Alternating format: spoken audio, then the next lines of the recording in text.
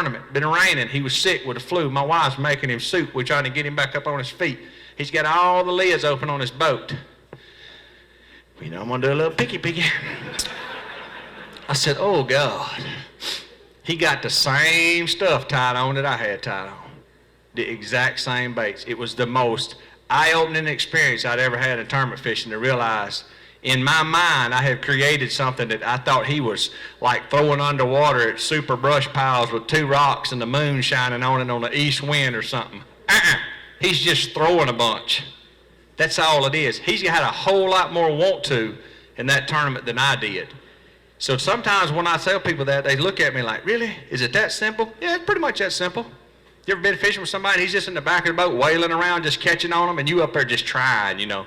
You done got to, and I'm going to fish right there on that rock, you know. And you all into it, and he's just back there, woo, yeah, talking on the phone. Oh, God, that's a big one. You think he's thinking about what he's doing? It's not. It's simply a presentation. Whatever he's doing is right.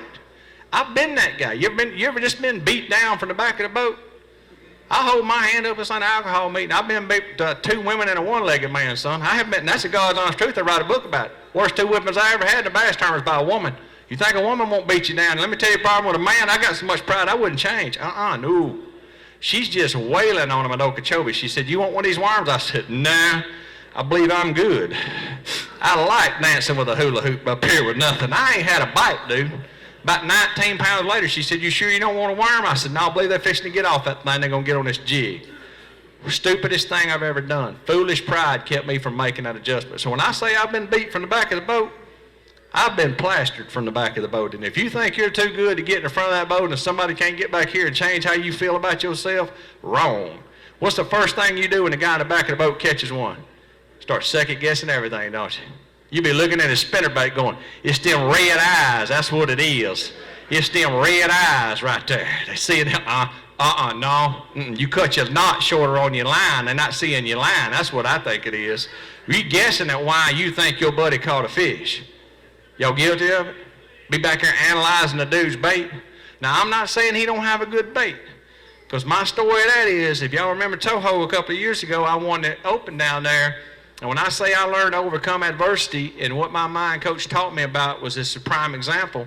After 2 days, I've got about a 5 or 6 pound lead on Bobby Lane, and I've caught like 33 pounds the first day and 27 the second day, and I'm making the exact same cast. Dead truth. Day 2 of practice, it's raining and cold. And in Florida, when it gets cold, it's cold, people. It ain't no in between. And I got flip-flops and a rain suit. And I'm out there fishing, and I said, I'm going to go out on this grass flat, and I'm going to find them. I'm bound and determined to find these fish on this grass flat. I'm watching my depth finder. I come over a little area, there's no grass. I pick a Carolina rig up. That's right, I call it the quitter's rig. Anybody here familiar with it? I will throw it. No ball and chain, no quitter's rig. All else fails, just tie it on, go to wailing it around. They'll bite on it. I'm throwing my Carolina rig out there, I get a bite. I jerk, it's a 4-pounder. I reel it in, throw it right back to that same place. I get a bite, it's a 4-pounder. I make a waypoint. I come back here on day 1 of the tournament. In the first 30 minutes, I got 33 pounds making that same cast. It was funny, when I left the ramp that day after practice, my wife said, how was it today in practice? I said, had 2 bites all day. She said, oh, it's going to be bad. I said, no, I think I'm on them. I said, I believe we're going to be all right. She said, you believe you're going to be all right? You had 2 bites in 12 hours, idiot. I said, yeah, but they were the 2 right bites. So the second day I returned there, and I catch me another big sack. Well, things are going my way in this tournament. First one to win the tournament goes to Classic. I go back out on day 3. Here's where life can get real interesting. I drew a young man who's a piano repair man, which I had my doubts about to start with. When's the last time y'all fished with a piano repair man? That ain't what you expect to hear out of your hunting buddies and your fishing buddies. Hey, man, what do you do for a living? I work on pianos. Keep my eye on you, Jack. That's what I'm going to do. We get out there, I'm catching them on a black and gold LV10 Lucky Craft trap in there. The LV10, I'm fishing it real slow on the bottom, making a long cast, letting it go to the bottom, just barely moving it. We get there, he's throwing a Pratco 1-knocker. I look back there at him, I know where the buoy is, I've got the line up. I'm not studying my piano repairman at this time. He's irrelevant in my world. And he throws it out in the wind like that. First cast, we ain't even got the wake settled good. He's reeling it, and I hear the drag. He goes, oh, God, I'm going to need some help. And I'm like, huh? You going to, what? You do what? This thing jumps out there. Whoa. Oh, I'm like, oh, my God. He gets it up there, and I net it. It's a 9.5 pounder. That's right, first cast. scooped that big fish up, and I sit him down the bottom of the boat. Son, it's like you shot somebody in the head with a pistol. I'm like, oh. So what I think, that's luck. He gonna do it again. I know where the spot is.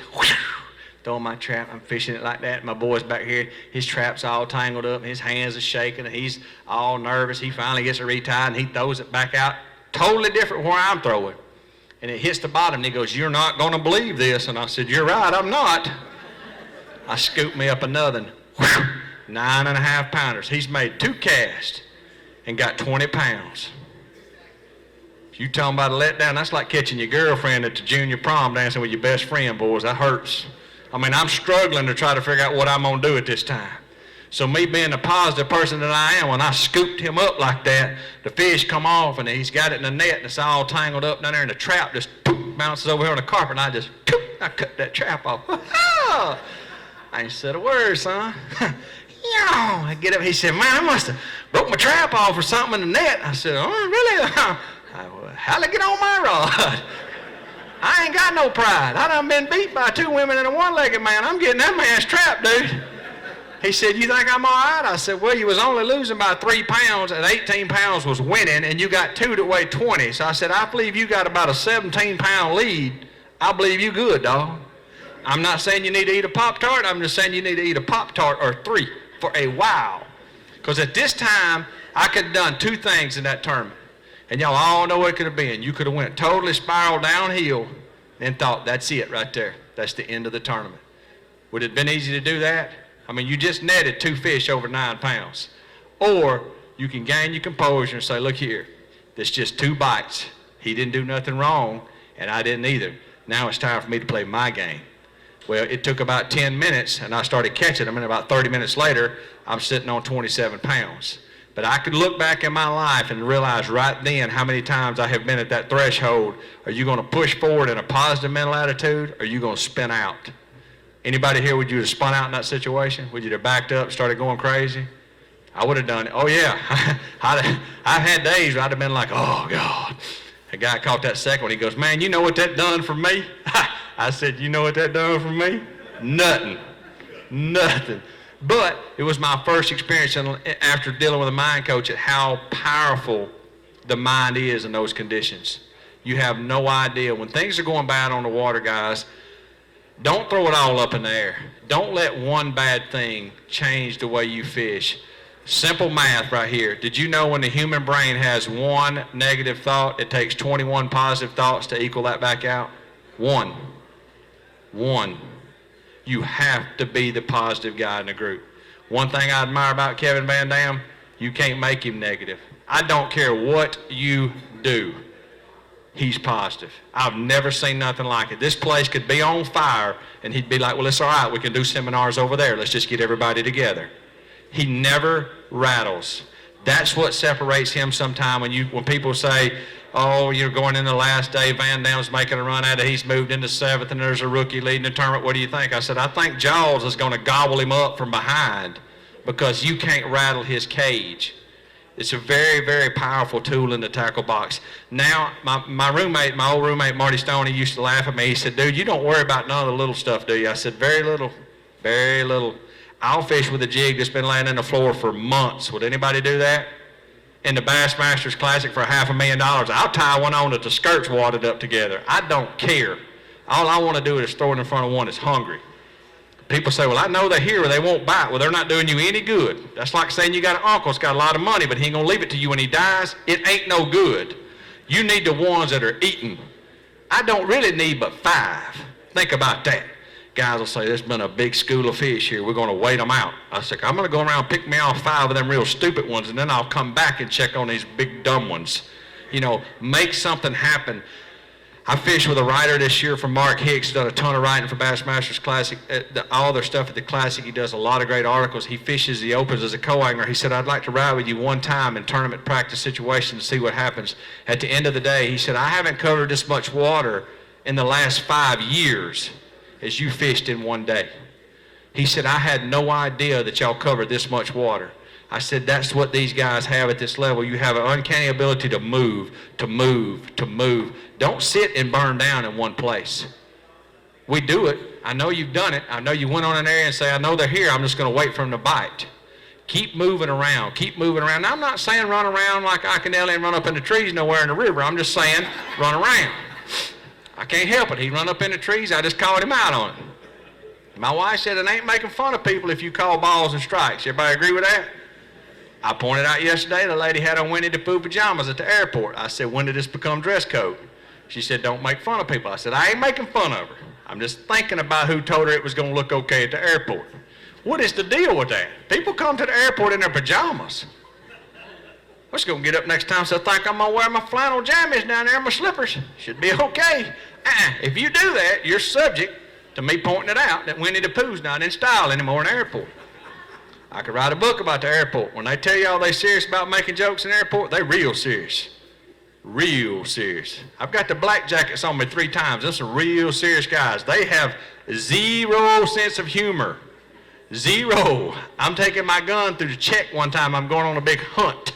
Got my 300 Steyr Win Mag. I call it the Widowmaker. Kill more stuff than smallpox. It's the most deadliest weapon in the world.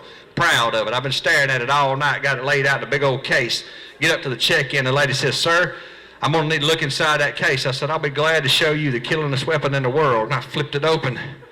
She's looking at it. She don't know if it's a broom handle or a gun. Got a scope on there I could look at Mars with. Right now the Russians need it on their spaceships.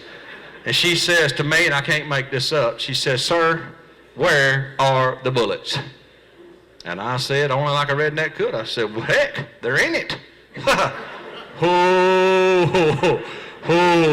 Nobody thought that was funny but y'all now. Because I got me in some trouble.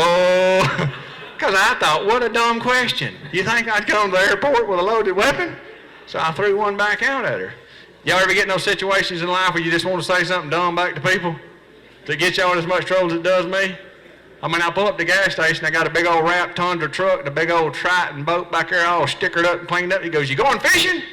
No, duck hunting. I just real fast when I get there. Yeah, I'm going fishing. I just been hauling this around Christmas shopping, waiting to put my gifts back here when I get there. Of course I'm going fishing. I'm at a gas station in Gunnersville in a big old jacked up truck and a boat. That's what my wife says. Watch what you say to people. In the airport, they take it real serious. You ever had the guy swan that little wand over? He said, sir, where do you think the metal's at? I said, I hit it where you couldn't find it. No. I'm telling you, I'll pull it down the airport now. I'll make them work for it sometime, but they don't like it at all. I flew back from Japan. I stopped over in Dallas. I've been flying. I got up there and the lady said, sir, we've oversold your ticket. You're not going to be able to get home tonight. We've oversold this flight. In my mind, I was a real slow learner. I barely graduated high school, and we actually called that quit-your-wait. I didn't really graduate. They just let me quit-your-wait, which you either had to quit or get out, so I quit-your-waited, but I was there. So I'm not a real good adder. But I said, if you got 200 tickets and you sell them to 200 people, who's the idiot that sold 205? She said, well, we've oversold your flight. You've been kicked off your flight. I said, you know, of course, me, I'm mad now because I got a little temper. I said, well, what you want me to do right here in Dallas? I can't make this up. She says, you got any family or somebody you can spend the night with? I said, my mother and daddy live in the restroom. I'll call them up and see if I can hang out for a little while. That ain't what you want to do. She said, we don't appreciate your sense of humor. I said, I don't appreciate your ability to do math. Needless to say, I got home the next evening. They do pull the strings in the airport. If you smart them up, you will be sitting there. That's why my wife's traveling with me this time. Because we had an 8-hour layover yesterday. She's like, just be easy. I said, I just want to say one dumb thing to one person. She won't let me do it. So, see how simple I keep bass fishing? You try not to sweat the small stuff. I really do my best in life now. And not only is fishing, I mean, I'm here today to talk to you all a little bit about fishing, and that's what we're talking about, how to improve our game on the water, what I think is my strength. But let me tell you that it's how you live your life. It ain't just on the water. You're a PMA guy on land, and you're a PMA guy on water. If you're the dude on land that nothing ever goes right, when you're the dude that gets on the water, it ain't going to go right neither. You have to control how you see the game. You have to, and it's the most important thing we do. I used to not believe that. When I hired a mind coach, you know what I told him? I said, I want to get back in the zone. You ever talk to him about that? That guy's in the zone. So I hired this guy. I said, hey, dummy, show me where the zone is. You know, I wanted to know. And little did he explain to me when he made a big circle, he said, this circle is the zone and you live inside of it. You carry it everywhere you go.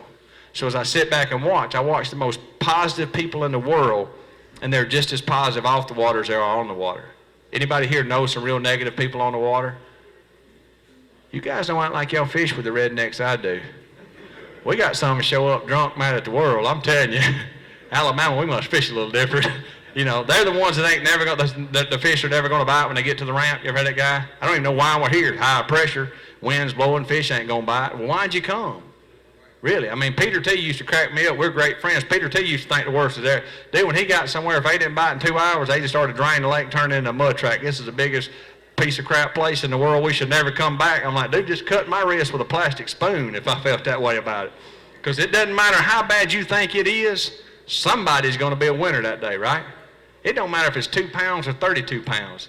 And I find it much easier for me to catch 2 pounds than 32. Because that's why guys ask me, why do you seem to excel or like the tougher tournaments? I just feel more positive. It's that much easier to catch them. You only got to catch 5 sometimes. I don't like those toting contests, and we get in them sometimes. When y'all watch our tournaments, it's a bad feeling when you weigh in 28 pounds at Falcon and they just rush you off the stage. Gerald Swindle, 28 pounds. Next guy coming up and you're like, what, dog? I had 28 pounds. You know, I'm going to hold one of them fish up, you know.